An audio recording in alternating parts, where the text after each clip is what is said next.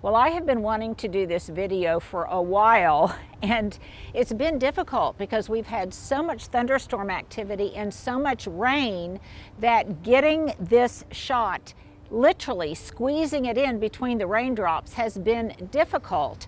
And the title of this is How to Garden in Clay Soil.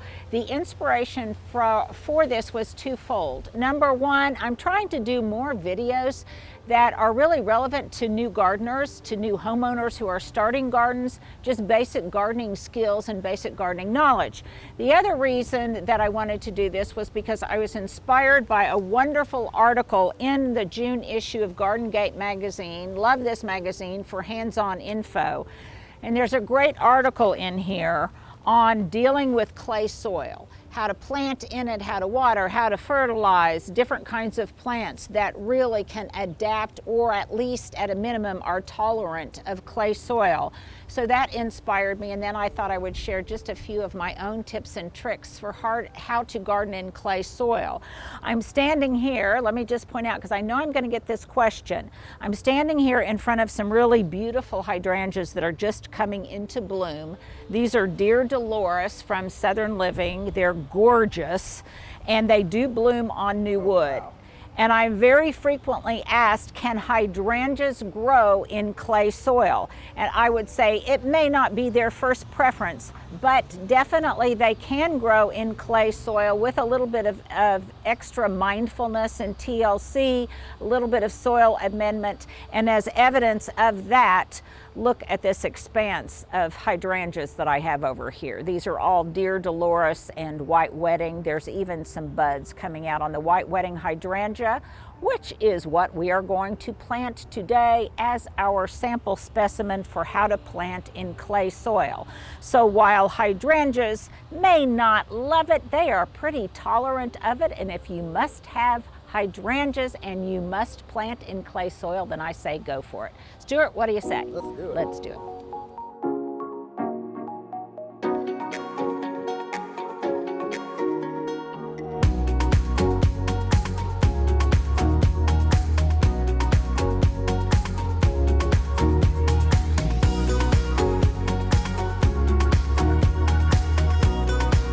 Before we get started, I have to point out that Stuart just said, my gosh, that's gotten big.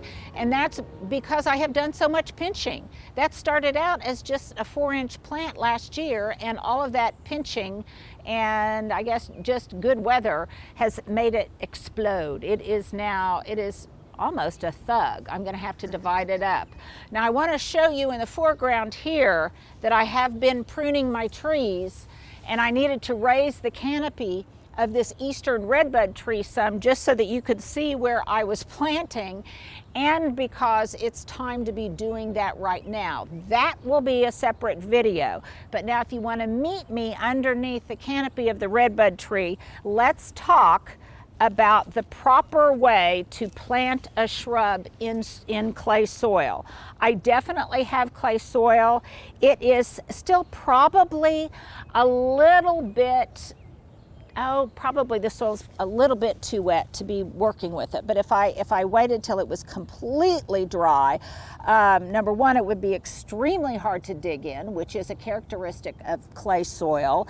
And also, I may not be able to do it for another month because it just keeps raining, though we're not going to complain. Okay, look here. This is very important to clay soil because clay soil has both pros and cons. So let's talk a little bit about the characteristics of it. Clay soil consists of very, very tiny flat particles that make it stick together and be gummy. You can see that. This is brown clay. Sometimes you'll see red clay, good old Georgia red clay, but it sticks together. Now the advantage of this is that it's very nutrient dense. And if you look here, that is indicative of clay soil.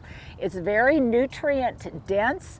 It holds on to moisture pretty well, and those are two good things about clay soil. It also provides sturdiness for anything growing in it because they really have to grab on, and that clay soil has great stability. The cons are you can see how dense that is and how difficult it would be if you were a root to try to penetrate it and get established. There are some things that you can do to mitigate that problem, but nevertheless, that's the biggest drawback of clay soil. It just doesn't have any air pockets in it in which to oxygenate the plants and also to enable them to penetrate the clay soil to establish a root system and get established in your garden. The other thing is, because it does hold on to moisture so easily, a lot of your plants, if you don't take precautions at the outset, they can be subject to root rot, particularly in the winter, because their roots get soggy. There's no way for them to really drain off that excess water, and so in the winter when it's cold, or sometimes in the summer, literally the root system of that plant can just rot. So things that you can do to mitigate that are, number one, I'm getting ready to plant a 2 or 3 gallon white wedding hydrangea here. But what you can do initially, particularly, which is not only a good planting tip, it's also a budgetary tip, is you can start out by planting smaller specimens. So start out like that Dusty Miller and plant maybe a 4-inch pot instead of a large pot. That will enable you to more easily dig a great big hole, which is essential to success in getting a plant established. But also, it just, in short order, it will grow up to be the size of the other, plus it's less costly. So now let's actually do the digging of the hole. So I have, I guess just kind of a basic principle, and that is for any plant, if you dig a hole approximately 2.5 times the size of the root ball, that is a good planting hole, whether it's for a tree, whether it's for an annual. And again, what you are doing, even if you're not changing the type of soil you have, I can't miraculously change this from clay to a wonderful, friable, loamy soil. I can't change it to sandy or silty soil, but I can, to a certain extent, influence the physical properties of the soil itself by breaking it up. And that's what I'm doing by digging this hole right here. Now, I'm doing it now when the soil is friable. Why? Ooh, look at that guy. Oh, I'm so glad I didn't chop you in half. Smokes. That is a sign of healthy soil, my friends. Huge. Wow. Oh my goodness. I'm so glad I did not cut you in half. Now, I was so impressed with that. Where was I? Where was I?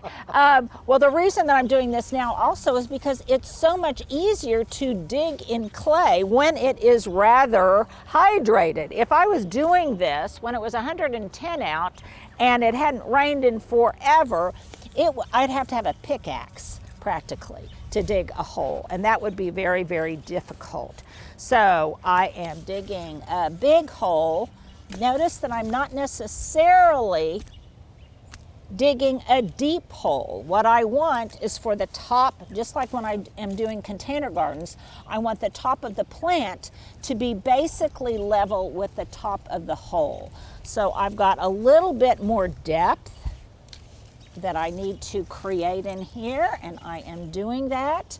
Now, if I were doing this in an area that I didn't want to mess up, or near some soil, or in the middle of my lawn, then I would put a tarp down and I would throw all of this soil onto that tarp. That would keep all of the soil off of the grass, and then I could just pick up the tarp and I could dump it in there.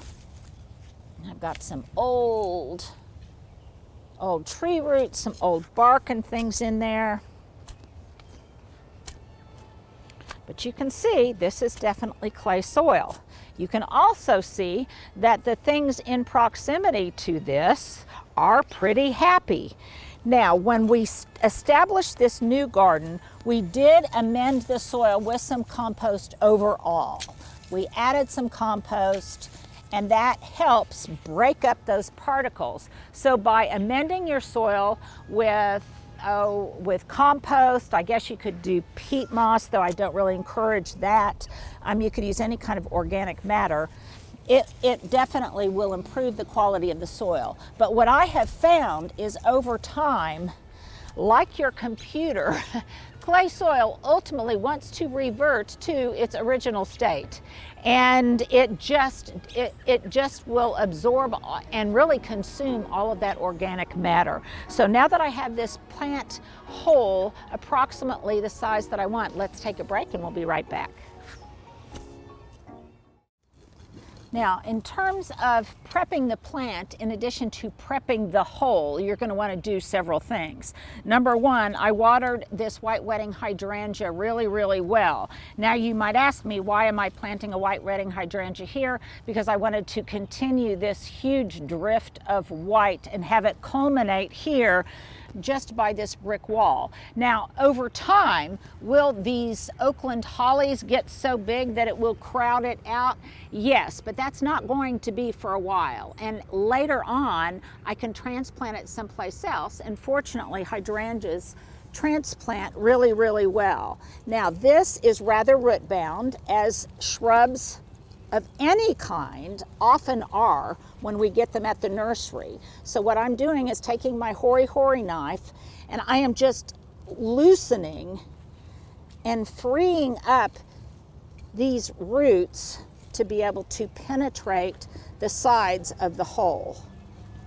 Okay, so that is number one, something that I am going to do. Notice I am not going to fertilize this. Why? Because again, clay soil is very nutrient dense, and I have found I don't need to. When I do fertilize the soil, well, let's just say that's a topic I'll address in a little while. So indeed, right now, the top of the plant itself is in alignment with the top of the hole, and I'm going to do something else. In addition to scarifying the sides of the plant itself, I'm going to scarify the sides of the hole. And what that does, and I could do this with my hoary knife, or I could do it with an old bread knife. I could probably even do it with my shovel.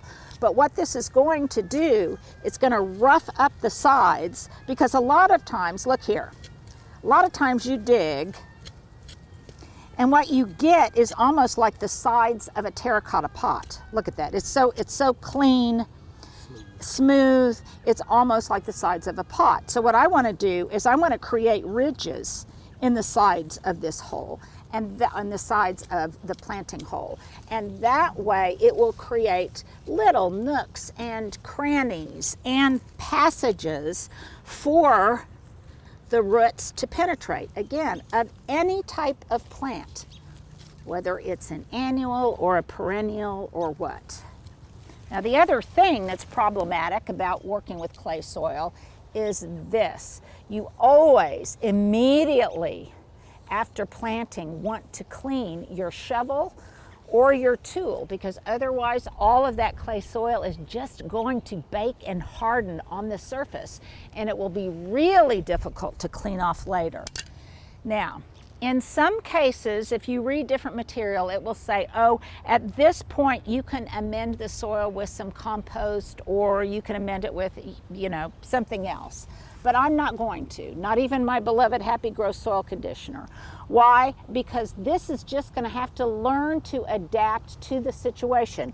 I don't want to provide an environment that's a little bit too friendly, a little bit artificial, and then all of a sudden, once it grows to that point, it's going to hit the sides of this hole, and it's going to be, well, let's just say no bueno. It's not going to want to grow anymore, and it might start even growing in circles. So I'm not going to do that. I'm just going to rough up the sides of the pot, and then I'm going to backfill, crumbling up the soil. Ooh, sorry, guy. Crumbling up the soil as best I can, because this is one of those ways that even though it's clay soil, I can incorporate a little bit more air in between those very fine clay particles. So I'm using the original soil to backfill. And actually, this is just about perfect to be working in.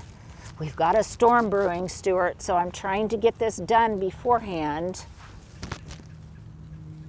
because it will then rain and settle this in We're seeing lots of worms, aren't we? Yeah, I said earlier. Boy, lots of worms. All good size too. And even though this is clay, it's a really good quality of clay because we did amend it some earlier. But see how I am just breaking up these large pieces like But you're this? saying don't break them up too much? No, you can't. You can break them up as much as you want. Yeah. Now, if I dug in this soil when it was too wet, I would absolutely be ruining the tilth of the soil because I wouldn't be able to break it up, and then it would be too clumpy and it would harden just into clumps. Now, another trick that I have discovered, when you have clods of clay like this and you can't break them up or it's difficult, you may not have the hand strength, then take that clod, put it on the ground and just rub your hand over it. And the friction of the surface, between the surface of your hand and the surface, yeah, it makes it break up that much more easily. So I'm just going to continue this and then we'll be right back. Well, here you go. Here is my muddy, clay soiled outfit of the day. I am pretty in pink, standing here on Lemon Lane amongst all of the pink foxglove. So starting with my pretty in pink t-shirt, The Garden Life. You can find this online. We'll make sure to put a link below so you can order it. You can order it in different colors. And FYI, you guys, I typically always like the ones that are V-neck rather than crew neck. That's just kind of a thing with me. Here's an outfit of the day question. Which do you prefer, the V-neck or the crew neck? My earrings were gifted to me by a friend. My garden gloves, very muddy now, also in pink, are Cool Jobs. You guys know I love these, and I'm going to do a short video later this week about someone asked, how do I wash my garden gloves? And I'm going to be talking about that. Okay, these breeches, you guys, love, love, love these pants. You can hear that they've got that kind of, what is it, Stuart? Nylon? Yeah, nylon, I guess, sound to them, which is why they're great to work in clay soil, because that clay can just kind of slough off.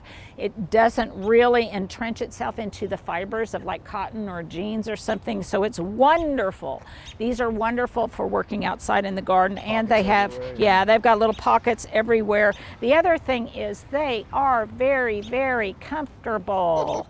You can, I can't see the kick from that close. yeah, you can move in them very easily. You can bend. And I have found sometimes, especially in my jeans that don't have spandex, that's not always true. So you definitely, I like them for that regard. I got these from Amazon. They are wonderful. I think they're kind of figure flattering. The other thing is I wear them a lot when I'm hiking.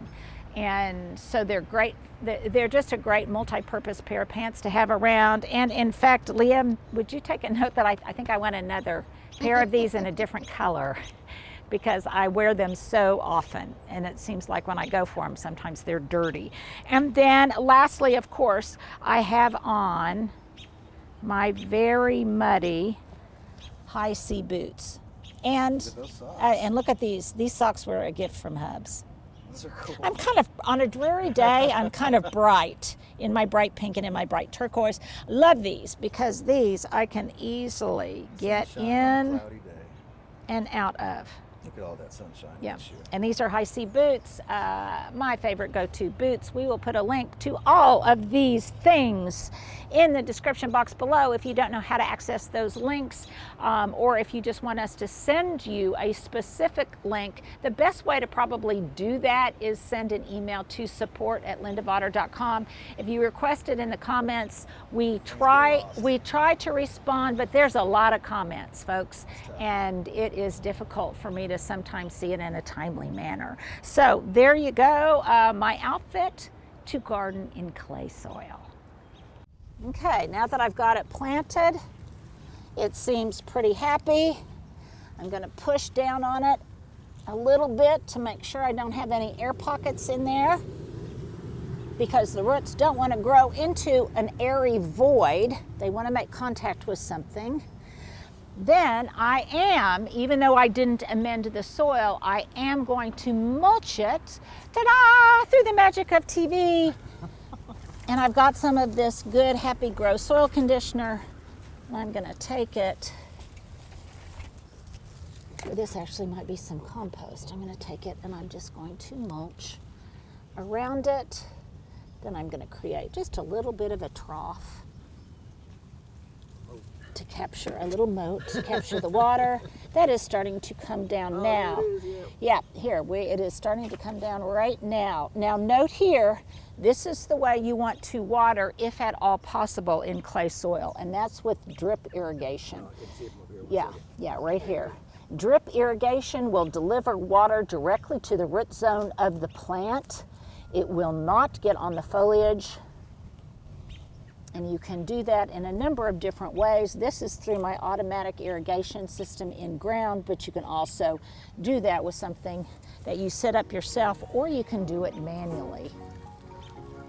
So there you go. There is how you plant a shrub in clay soil. Okay, so as I said, it's important to clean your tools after you garden in clay. You can see I didn't clean it well enough last time, and there's some hardened dirt on there. So, really get that cleaned. Ooh, got to do the other side, but I'll leave that for after we're off camera. Okay, now let's talk a little bit about probably the most important thing, and that I maybe should have addressed before we planted that, and that is selecting the right type of plant to begin with. Now we're going to put up a screenshot, this slide that shows all sorts of different shrubs and perennials that will do well in clay. A lot of those, if you think about it, would include plants that are native to prairie soil, and we see that here. So here's an example of that. Granted, it's not in bloom yet, but I have some small, these are crazy pink. These are crazy pink echinacea. And I've got a larger, AKA coneflower over there. Coneflower, rudbeckia do brilliantly in heavy clay soil. Along with them, you often see growing on the prairie liatris or gay feather. You'll see different kinds of grasses, and we will put some of those grasses there. I think switchgrass, there's a number of different kinds of grasses that really do well in clay soil, and if you had a prairie style garden, that would be absolutely beautiful. Black-eyed Susans, to a certain extent, I think. Penstemons do well. Over here, if you'll follow me carefully, Stuart.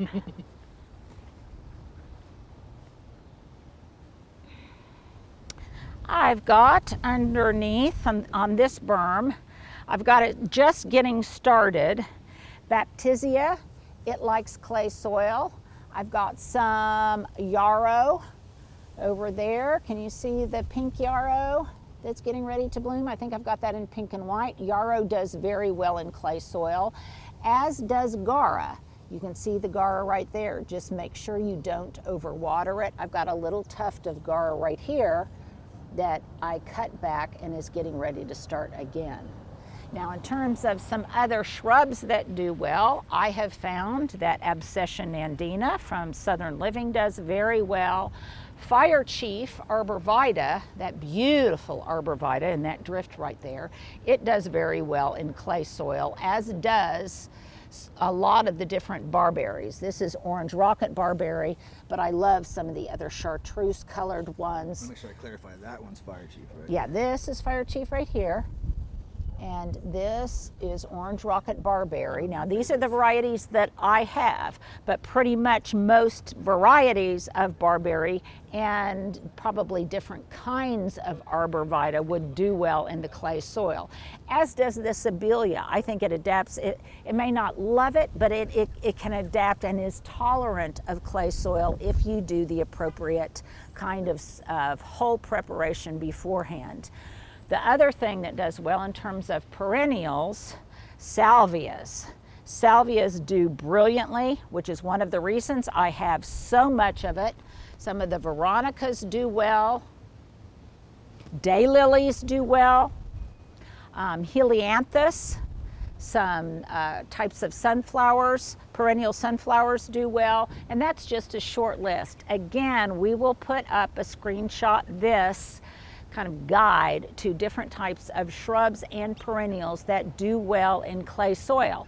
So that's probably the best place to start, is selecting a plant that is going to thrive in the environment in which you are gardening. And for me, that is definitely clay soil. If you are unsure about whether or not something can adapt, tolerate, or really can thrive in clay soil, then just Google it or ask the expert at your local nursery. Okay, back to mulching. In case you don't have this type of Happy Grow mix that I get at Lowe's, what else can you use? Well, you can use anything that's basically organic that says you can use it as mulch. So it might be different kinds of pine bark, it might be pine needles. In some cases, if it's weed-free, or seed-free, you can even use grass clippings. Sometimes you can use gravel, but you do want to mulch it because the surface of the clay soil will dry out very, very quickly. And often areas that have high clay also have high heat and high winds. And to the extent you mulch it, that will keep the soil cooler, and it will also keep the soil more hydrated. So make sure after you plant anything that you mulch it, because in the long haul it will improve the quality of the clay soil, and it will also break down over time, and you'll be glad you did.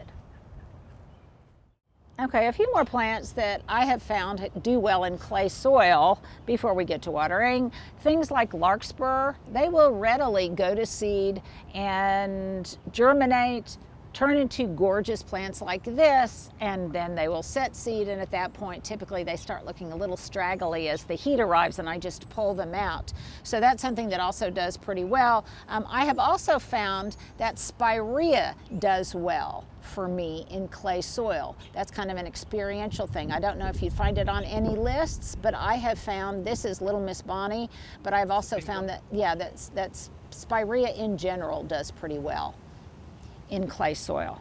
So let's talk about watering and feeding. So as I mentioned earlier, you really want to water at the root zone if you can. I have an in-ground drip system, and over time, I really don't like the way this looks. Now I can cover this up with mulch, and I had it covered with mulch for a while, but ultimately the solution will just be horticultural, because this abelia will grow and it will cascade over the pipe, as will the nepeta and some of the other things. The lemon lime, you can see it's already done that here. It's starting to hide, and it will obscure the drip system. Now, if you don't have a drip system, as I said earlier, you can water at the base. You can set up something on a manual system that's not in ground and automated, but there's just different ways you can do that. In general, if you have clay soil, you will not have to water as frequently as you would if you had sandy or loamy or silty soil, particularly sandy soil. So just be aware that you don't want to overwater. The other thing you don't want to do is over-fertilize, because if you over-fertilize in a clay soil that's already pretty nutrient dense, first of all, that's wasteful. You're spending money you don't need to spend. Secondly, because the density of the soil really not only holds on to moisture, it's going to hold on to salts, it's going to hold on to some of that fertilizer that you put in there that's not necessary, and in the long run that can be detrimental to the health of the plant. Likewise, if you have clay soil, and particularly if you garden in a place like I do, where it gets very, very hot, very dry, and today's weather notwithstanding, later in the summer, we'll be lucky if we see rain for weeks and weeks at a time. Yeah. In that case, that dense soil is really going to hold on to some of those things which are toxic. If you have used chemical sprays, if you have used synthetic fertilizers that have lots of salt in them, they're going to hold on to and embrace all of those yucky things that you really want to go ahead and filter through the soil. So how do you fertilize, and how do you know when you need to fertilize? Well, basically by observation, you can look and say, oh, does the plant look happy, or are the leaves yellowing? Does it need some iron? Does it need some fertilizer? What do you use if it needs to be fertilized? Well, typically on organic, you can use an organic granular at the beginning of the season. I think I told you I used Milorganite here. You could use a granular organic, like some kind of espoma product, any kind of granular organic that sometimes comes in a dry pelletized form that you can kind of broadcast. Again, being ever wary that you do not over fertilize, because in the long run, all that does is cause problems, not only for the plants, but also for excessive algae growth and things like that, if there's a lot of runoff and it just goes back into the sewer system. So watch quantities on when you fertilize. You can use a liquid fertilizer, you can use a granular fertilizer, you can, at the point of planting, you could add a little bit of organic fertilizer. Again, espoma is a good product, but I have found there are so many really good small companies now that are producing organic fertilizers that are well balanced or that are carefully measured to meet the needs of the plant. In other words, if you want something that will produce more blooms, if you want something that's specific to evergreens, those kinds of things. So I don't want to give short shrift to those companies as well. You can find them at your local garden center, you can find them online, you can find them from another number of different places. And then lastly, don't overlook the value of just good old compost. Compost that you make yourself, compost that you buy. You can steep some of that compost in water. It's no more difficult than that, and make compost tea. So anything organic will really, really work. So Stuart, let's see, what have I forgotten in terms of dealing with clay soil? That's basically it. Select the right plants, prepare your planting hole and the planting surfaces well, make sure that you don't over fertilize, that you don't add anything to the soil that will not be able to leach through, and just overall practice really good horticulture and really good garden hygiene. So there you go, for new gardeners, for experienced gardeners, for gardeners who have been gardening in gardening heaven in loamy soil and all of a sudden you're gardening in clay. There's some tips that you might want to keep in your back pocket.